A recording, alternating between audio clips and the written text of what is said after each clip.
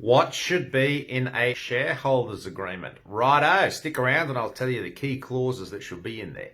Hi everyone, Simon here from the contract company. Contracts, that's what we do all day, every day, and sometimes overnight. Lucky us. Righto, what should be in a shareholders agreement? So the easiest way I think about this, which hopefully helps you, is if you think about start, middle or ongoing, and end, right? 3-step, start, medium or ongoing, and end. So at the start, you need in the shareholders agreement to specify things like who are the shareholders, in what capacity are they owning shares, i.e. are they owning shares in their own name, or are they owning shares as the trustee of a trust, or are they owning shares in another company, in their company name. So they may have their own company. Is their company buying shares in this company? Then you've got other things at the start phase, things like what's the contribution, how much are people putting in, is it a gift, is it a loan?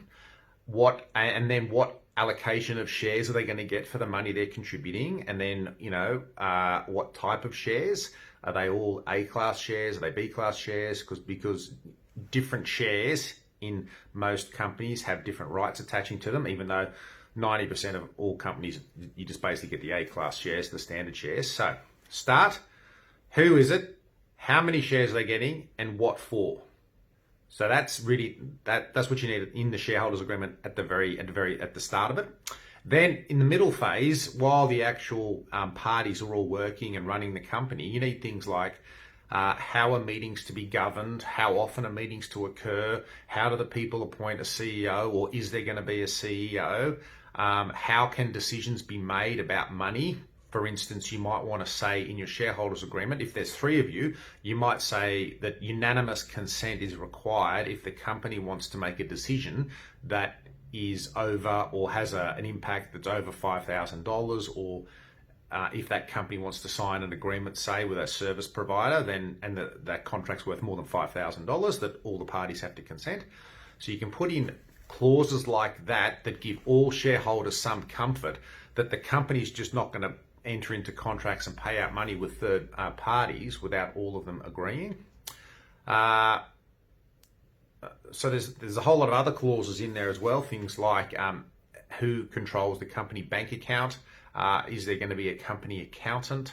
So all the things that you really need to run the business. So we've talked about at the start, we've talked about there what needs to be in there when you actually are running and operating the business.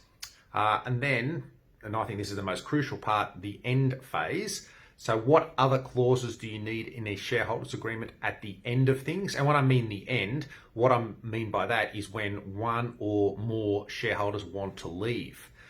And this is where the rubber hits the road. This is important because that's where most disputes arise, is that when one person wants to get out. So then the things you need to think about at the ending phase are things like, does an outgoing shareholder have to offer his shares to one of the remaining shareholders first? Or can they sell them to a third party?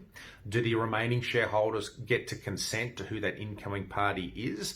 What is the share price or valuation? So how do you determine what the share price is going to be for the person who's selling their shares? Is that valuation or price calculation methodology, if I can get my words out, is that methodology set out in the shareholders agreement? What's the payment process? Is there meant to be one lump sum? Can payments be made over, multiple months or, twice a year?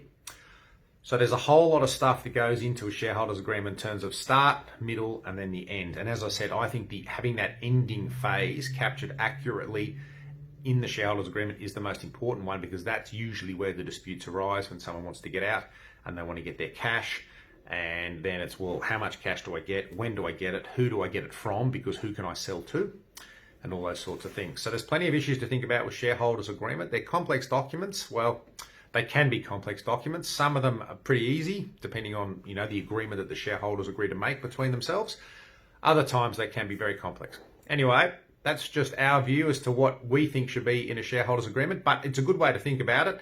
You need clauses that cover the start, the middle or ongoing operation of the business, and the ending phase for a shareholder when they want to leave. Hope that helps. Any questions? Simon@contractcompany.com.au or 1-800-355-455. Thanks very much.